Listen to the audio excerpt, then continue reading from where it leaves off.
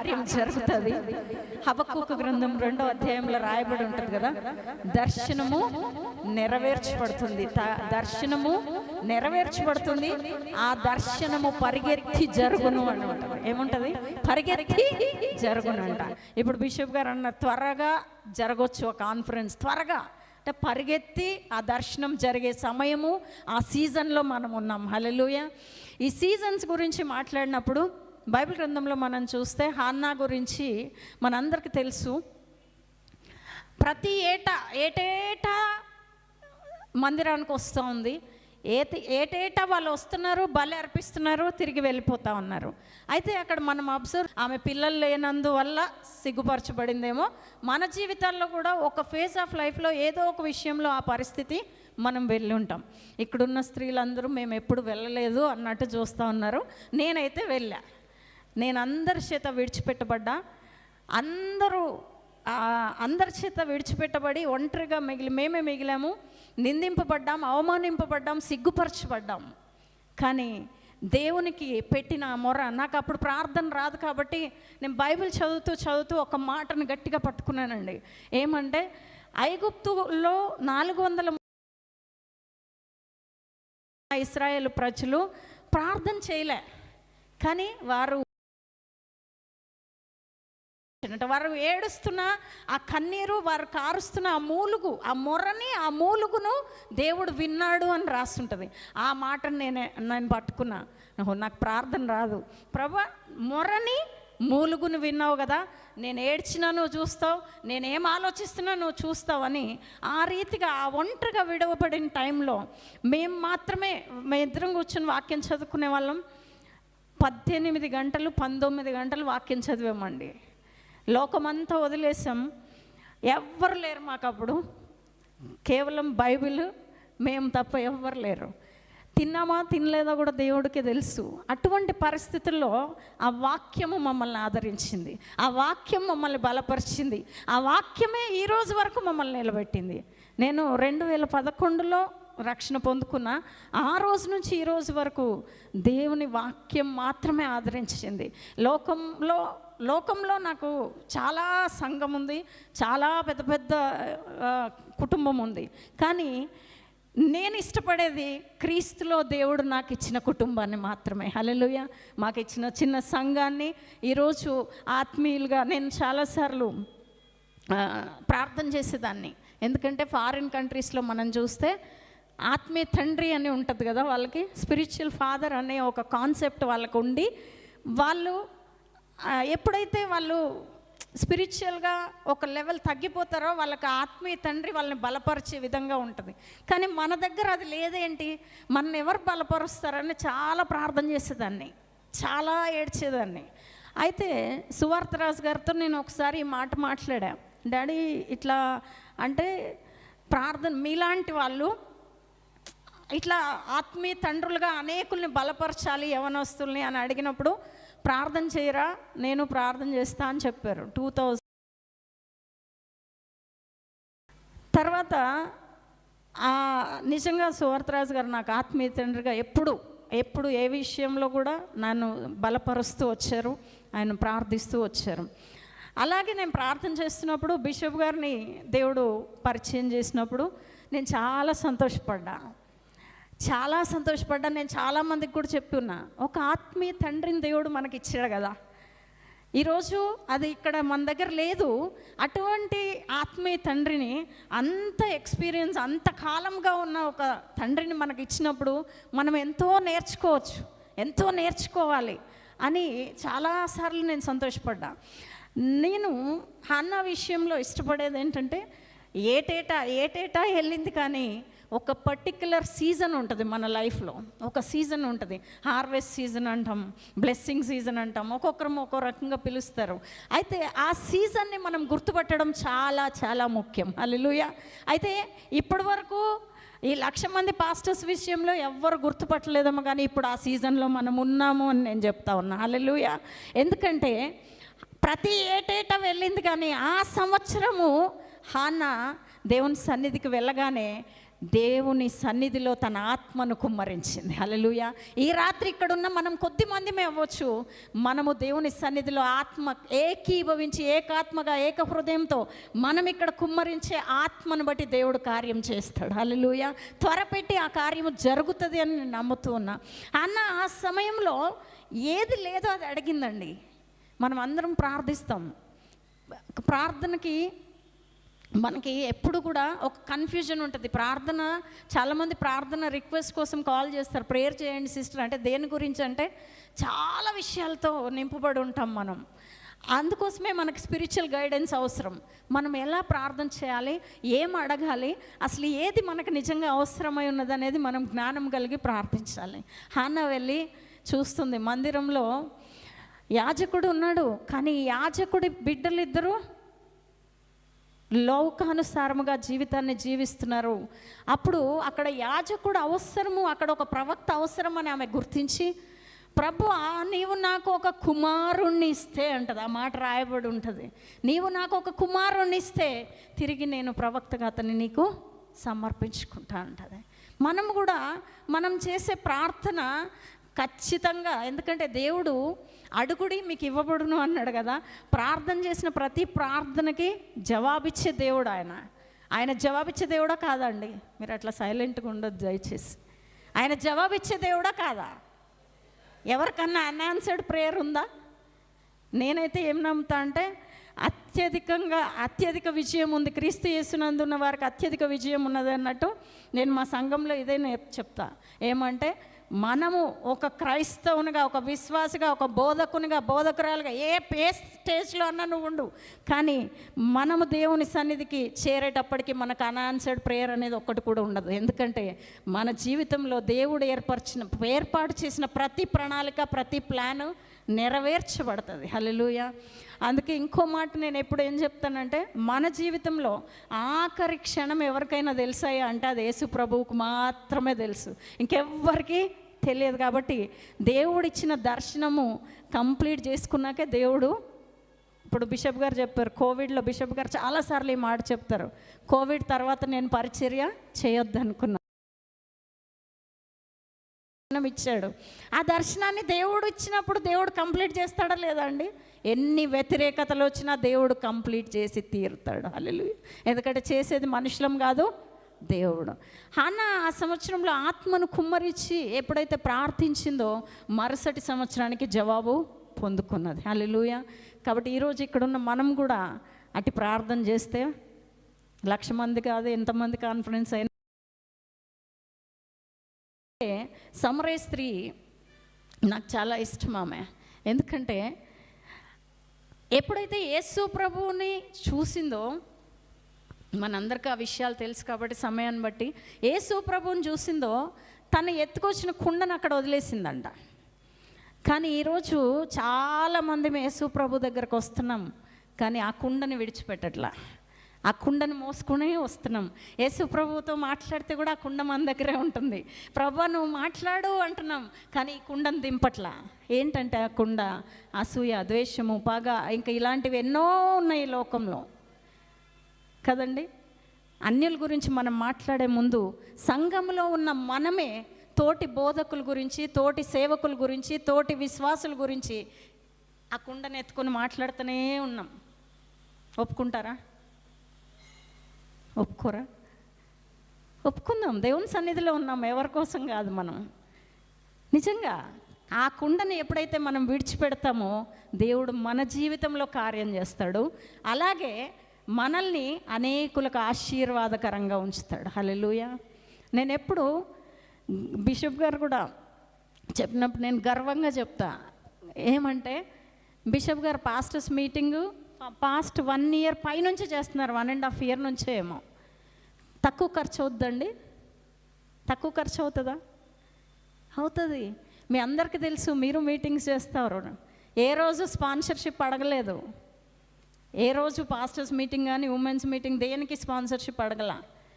ఎందుకంటే దేవుడే స్పాన్సరర్. హల్లెలూయా. అలాగే ఆ 1,00,000 మంది పాస్టర్స్ కూడా దేవుడే స్పాన్సరర్. హల్లెలూయా. ప్రతి ప్లాంట్ మినిస్ట్రీస్లో ముందు అనేక కార్యక్రమాలు బిషప్ గారి దర్శనంలో ఉన్నాయి. అటువంటి అనేక కార్యక్రమాలు జరగబోతున్నాయి, జరుగుతాయి. ఇప్పుడే ఎందుకు చెప్పట్లేదు అంటే దానికి కూడా కొన్ని రీజన్స్ ఉన్నాయి. ఇప్పుడు 1,00,000 మంది పాస్టర్స్ది చెప్పారు. ఎంతమంది ఇక్కడ మనం రెగ్యులర్గా అటెండ్ అవుతున్న మనము ఎంతమంది దాని గురించి ప్రార్థిస్తున్నాం భారం కలిగి? చాలా తక్కువ. భారం కలిగి మనం అందరం ప్రార్థించినప్పుడు హన్నా ఏ విధంగా అయితే తను దేవుని సన్నిధిలో తన ఆత్మను కుమ్మరించిందో, తను ఏ విధంగా అద్భుతాన్ని పొందుకుందో, మన జీవితంలో మనం చేసే ప్రార్థనకు కూడా అట్టి అద్భుతాన్ని మనము పొందగలుగుతాం. కాబట్టి నేను మిమ్మల్ని ఎంకరేజ్ చేస్తున్న ఈ 1,00,000 మంది పాస్టర్స్ కాన్ఫరెన్స్ కోసము, ఈ ఉమెన్స్ ఫెలోషిప్ కోసము, ఇంకా అనేకమైన కార్యక్రమాలు జరగనున్నాయి, వాటన్నిటి కోసము భారంగా ప్రార్థిస్తారా? భారంగా ప్రార్థిస్తారా? దయచేసి ప్రార్థన చేసేవారు చాలా చాలా అవసరమై ఉన్నారు. చాలాసార్లు మాట్లాడుకున్నాం బిషప్ గారు, నేను ప్రార్థన ప్రేయర్ వారియర్స్ అవసరమై ఉన్నారు. ఎవరైనా మీ సంఘాల్లో ప్రేయర్ టీమ్గా ఈ విషయాల కోసం ప్రార్థన చేయాలనుకుంటే దయచేసి మీరు బిషప్ గారిని కానీ, వారి బిషప్ అమ్మని కానీ, బిషప్ అమ్మ గారి కోడలు కానీ ఎవరినైనా కలవండి. మీ సంఘాల్లో ఏం లేదు, ఒక 10 నిమిషాలు, ఒక పావు గంట, ఒక 20 నిమిషాలు బిషప్ గారు ప్రేయర్ పాయింట్స్ ఇస్తారు, వాటి గురించి మీరు ప్రార్థన చేయండి. ఈ ఏమంటారు, ఈ లోకమైతే ఏమంటుంది, ఈ పెద్ద ఒక కార్యక్రమంలో మీరందరూ పాలిభాగస్తులు కావాలని ఆయన ఆశపడుతున్నారు.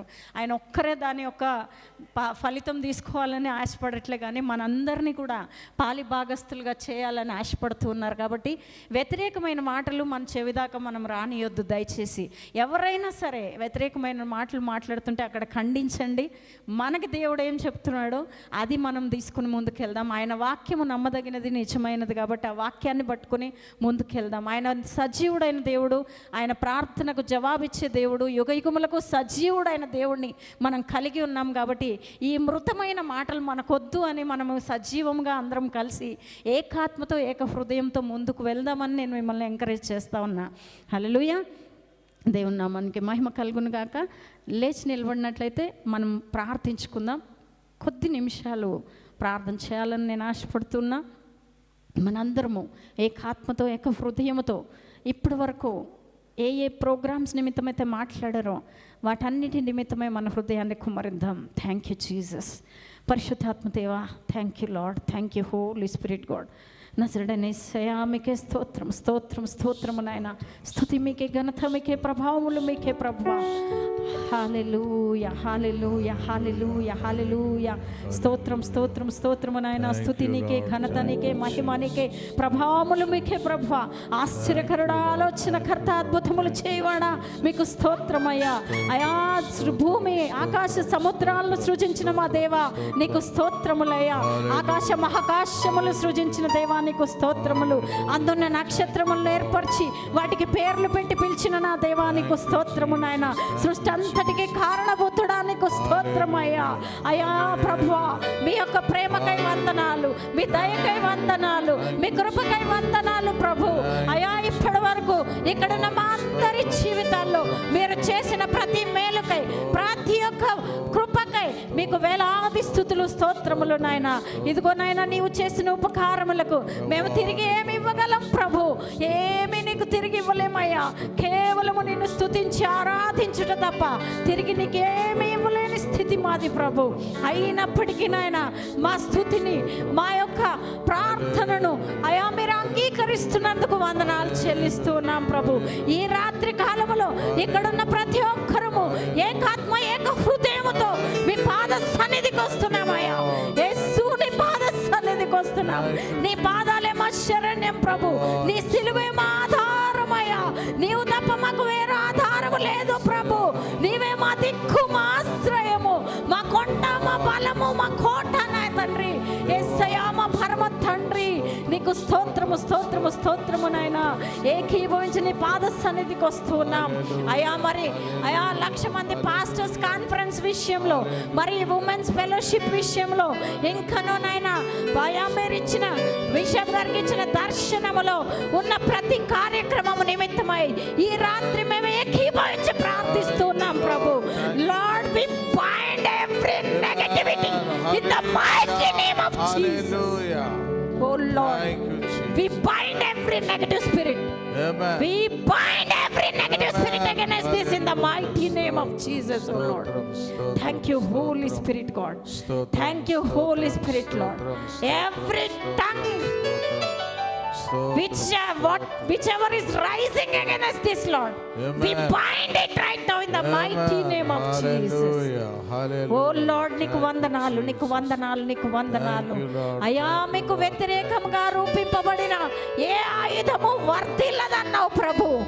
ఇదిగో ఈ యొక్క దర్శనానికి వ్యతిరేకంగా రూపించబడిన ప్రతి ఆయుధము ఇప్పుడే యేసుక్రీస్తు నామములో లయపరచబడును గాక, లయపరచబడును గాక. సర్వోన్నతుడా నీకు స్తోత్రం, సర్వోన్నతుడా నీకు స్తోత్రము, సర్వాధికారి నీకు స్తోత్రమయ్యా. సమస్తము నాయన, సమస్తము చేయగల దేవుడవు, సమస్తాన్ని సాధ్యపరచు శక్తి గల దేవుడవు ప్రభు. అట్టి నీ శక్తి ద్వారా నాయన ఈ కార్యములు సాధ్యపరుస్తున్నందుకు వందనాలు లార్డ్. నా తండ్రి, ఈ కార్యక్రమాల నిమిత్తమై కావలసిన ఫైనాన్సెస్ ని నా తండ్రి యేసు క్రీస్తు నామములో ఫిలిప్పి 4:19 ప్రకారము మీ మహిమైశ్వర్యం చొప్పున విడుదలవ్వును గాక అని ప్రవచిస్తున్నాం యేసు నామములో. లార్డ్ నా తండ్రి, ప్రతి ఫైనాన్షియల్ నీడ్ యేసు నామములో తీర్చబడినందుకు వందనాలు చెల్లిస్తున్నాం ప్రభు. అయ్యా నా తండ్రి, ఇదిగో పాస్టర్స్ ఫెలోషిప్ని, ఉమెన్స్ ఫెలోషిప్ని నాయన మీ చేతికి చెప్తూ ఉన్నాం ప్రభు. అయా నాయకుల్ని లేవనెత్తండి ప్రభు, నాయకుల్ని నడిపించండి ప్రభు. అయా ఈ ఫెలోషిప్స్ విషయమై, బిషప్ గారి దర్శనం విషయమై ప్రభా, ఇదిగో ఇప్పుడే తూర్పు పడమర ఉత్తర దక్షిణములకు మీ దూత విడుదలవ్వును గాక.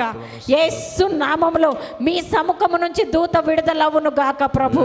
అయా నా తండ్రి, మీరు ప్రచురపరిస్తే తప్ప ప్రభు మేమేమి చేయలేమయ్యా. Lord, you intervene Holy Spirit God, you intervene Holy Spirit God. అయా మీరు ఇంటర్వీన్ అవ్వండి ప్రభువా. యేసయ్యా, మీరు యుద్ధము యెహోవాదే అని సెలవిచ్చిన ప్రభువా. Yes Lord, battle is yours Lord, battle is yours Lord. ఈ సమస్త విషయాల్లో యుద్ధము మీదే ప్రభువా. మేము జయించలేము నాయన, కానీ నీ సామర్థ్యము నాయన జయించులాగా చేస్తున్నందుకు వందనాలు ప్రభు. అసాధ్యమైనది సుసాధ్యముగా చేసే దేవుడవు నా తండ్రి. ఎస్ లార్డ్, ఈరోజు ఈ విషయాలు లోకానికే కాదు సంఘానికి కూడా అసాధ్యముగా అనిపించవచ్చు, కానీ ప్రభువా వాటిని మీరు సుసాధ్యము చేస్తున్నందుకు మీకు వందనాలు. హబక్కు గ్రంథంలో రాయబడినట్టు దర్శనము పరిగెత్తి జరుగునుగాక ప్రభువా, వారి దర్శనం పరిగెత్తి జరుగునుగాక. ఆయా ప్రేయర్ వారియర్స్ని లేవనెత్తండి ప్రభు, యూత్ని కనెక్ట్ చేయండి ప్రభు. యేసు నీకు వందనాలు, వందనాలు, వందనాలు ప్రభు. అయా నా తండ్రి, బిషప్ గారికి, బిషప్ అమ్మకి నాయన, వారి కుటుంబానికి మంచి ఆరోగ్యము, శక్తి, బలాన్ని విడుదల చేయండి ప్రభు.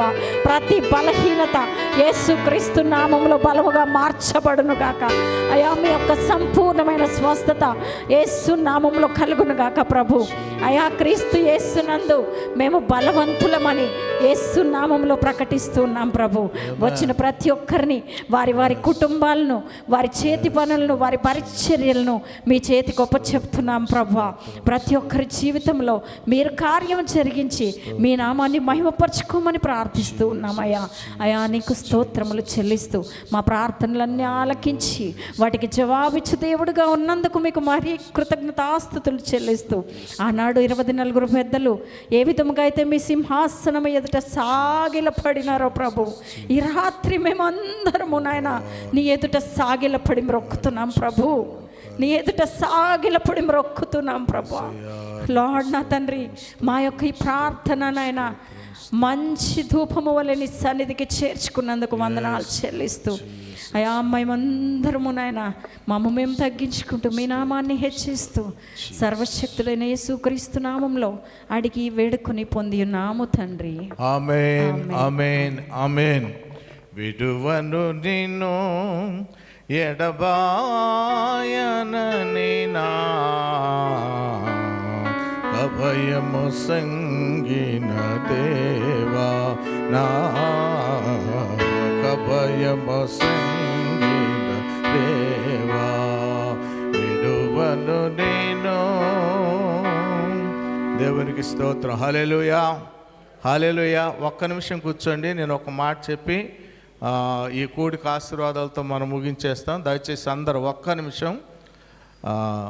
దేవుడు ఈరోజు ఆత్మ ప్రేరణ మన మధ్యలో మనం చూసాం. దేవుని స్తోత్రం. హల్లెలూయా.